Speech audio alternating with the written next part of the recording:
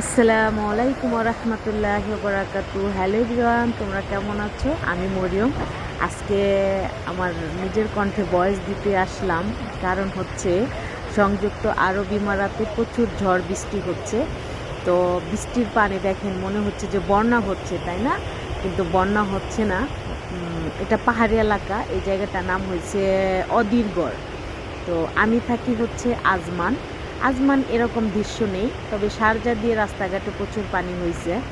তো দেখে কেমন মনে হচ্ছে। তবে আমার বাংলাদেশে অনেক ভয়াবহ অবস্থা থাকে, বন্যার সময় হয়, বন্যা হলে পরে অনেক খারাপ অবস্থা হয়। এবং আমি বর্তমান প্রবাসী আছি। তো ইউটিউবে দেখলাম যে অনেক মানুষ ক্ষতিগ্রস্ত হয়েছে বাংলাদেশে। প্রচুর আলু খেতে পানি জমে গেছে, ভুট্টা ক্ষেত নষ্ট হয়ে গেছে।